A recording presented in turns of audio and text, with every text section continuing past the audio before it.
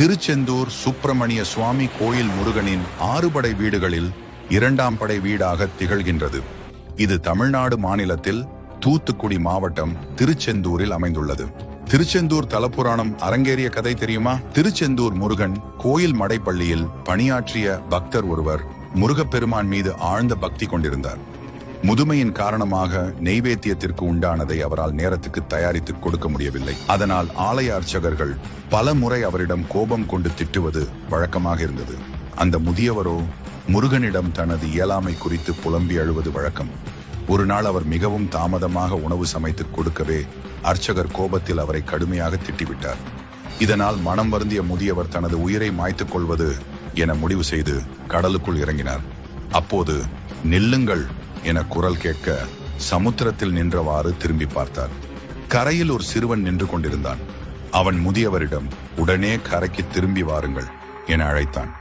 அதோடு முதியவரிடம், கடலில் மூழ்கி உயிரை விடும் அளவிற்கு உங்களுக்கு அப்படி என்ன கஷ்டம் வந்துவிட்டது என்று அச்சிறுவன் முதியவரிடம் கேட்க, முதியவர் அவனிடம் தனது கவலைகள் அனைத்தையும் சொல்லி அழுதார். இதற்காக யாராவது உயிர் துறப்பார்களா என்று சிறுவன் சிரித்தான். உங்களுக்கு வேறு பணி இருக்கும் போது எதற்காக மடைப்பள்ளியில் வேலை பார்க்கிறீர்கள் என்றான் சிறுவன். அதற்கு முதியவர், எனக்கு சமையலை தவிர வேறு பணி எதுவும் தெரியாது குழந்தாய் என வருத்தத்துடன் சொன்னார். நீங்கள் திருச்செந்தூரில் பல காலங்களாக இருக்கிறீர்களே, இந்த தலத்தின் தல புராணத்தை எழுதினால் என்ன என்றான் சிறுவன். அதற்கு முதியவர், பள்ளிக்கூடம் கூட போகாத எனக்கு கல்வி அறிவு கொஞ்சமும் இல்லை, என்னால் எப்படி இது சாத்தியமாகும் என்றார் முதியவர். மனத்தால் நினைத்தால் இதெல்லாம் சாத்தியமே. நீங்கள் தான் இந்த தல புராணத்தை எழுத வேண்டும் என்று செந்தில் ஆண்டவனும் விரும்புகிறான். இதோ அதற்கான ஊதியத்தை பிடியுங்கள் என்று ஒரு பண முடிப்பை அவர் கையில் வைத்தான் சிறுவன். இனி நீங்கள் சமையல் பணியாளர் இல்லை, இன்று முதல் வெற்றிமாலை கவிராசர் என்று அழைக்கப்படுவீர்கள் என்று சொல்லிவிட்டு அச்சிறுவன் மறைந்தான். வந்த சிறுவன் முருகனோ, உயிர் மாய்வதை நிறுத்தவே முருகன் வந்து மறைந்தானோ என்று முதியவர் ஒன்றும் புரியாமல் குழம்பினார். பிறகு மனத்தெளிவு அடைந்த முதியவர் கிருஷ்ண சாஸ்திரி என்பவரை போய் பார்த்தார். அவரிடம் செந்தில் ஆண்டவன் திருத்தல தல புராணத்தை சொல்லும்படி கேட்டு அதை நூலாகவும் எழுதினார். அந்நூலை அரங்கேற்றம் செய்ய அர்ச்சகர்களை நாடினார். முருகன் தனக்கு காட்சி தந்ததையும் அவர் சொல்லியபடி தாம் இந்த நூல் இயற்றியதையும் அர்ச்சகர்களிடம் கூறினார்.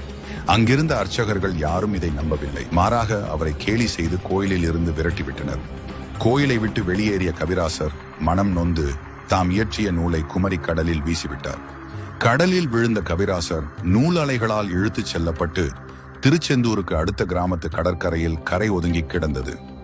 அந்த ஊரில் வசித்து வந்த அறிஞர் ஒருவர் காலார கடற்கரையில் நடந்து வந்த போது அவரது கண்களில் அந்நூல் பட்டது. அதை எடுத்து பிரித்து பார்த்த அவர் வியந்து போனார்.